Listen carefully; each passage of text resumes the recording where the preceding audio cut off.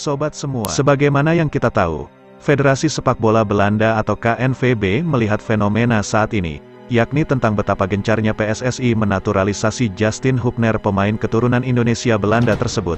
Oleh karena itu, KNVB pun berkeinginan menahan sang pemain agar tetap membela timnas Belanda ketimbang ke timnas U20 Indonesia yang akan berlaga di Piala Dunia U20 2023. Ada beberapa alasan, mengapa KNVB begitu kuat mempertahan Justin Hubner. Di antaranya karena Justin Hubner dianggap bisa bersaing di level top ketimbang turun level bersama timnas Indonesia.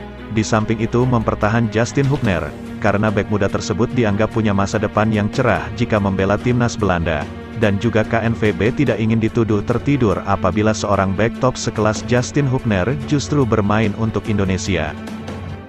Dengan adanya 3 alasan itu, sepertinya Belanda akan memenangkan peperangan ini melawan Indonesia dalam perebutan Justin Hubner.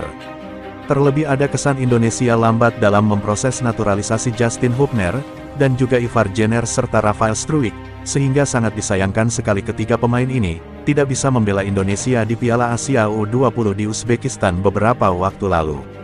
Andai naturalisasi mereka sudah selesai sebelum Piala Asia U20 lalu, pastilah Indonesia yang akan memenangkan peperangan perebutan ini, yang bisa bikin Belanda gigit jari.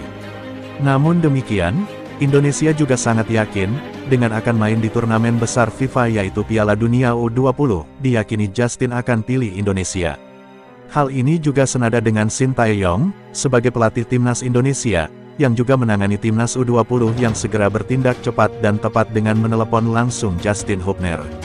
Dan hasilnya diberitakan bahwa Justin tetap berkomitmen untuk bisa membela Indonesia di Piala Dunia U20, Mei nanti. Ini memang bisa terjadi masalah seperti ini karena proses naturalisasinya kurang cepat ya, kata Shin Tae-yong di Stadion PT IKA, Jakarta, Senin, tanggal 20 Maret tahun 2023. Tetapi saya memang langsung telpon juga dengan Justin, 2 hari yang lalu, dan dia masih niat ya dan dia mau menjadi warga negara Indonesia, WNI. Komitmen Justin Hubner membuat Shin Tae-yong lebih tenang, apalagi, proses naturalisasi sang pemain juga terus dikebut. Dengan terkini Komisi 3 dan Komisi 10 DPR RI, telah menyetujui rekomendasi naturalisasi 3 pemain keturunan pada Senin, tanggal 20 Maret tahun 2023 lalu.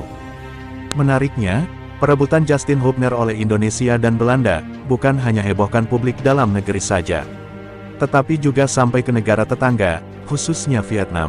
Salah satu medianya, Soha.vn, justru malah menjagokan Indonesia yang akan memenangkan Justin Hubner ketimbang Belanda.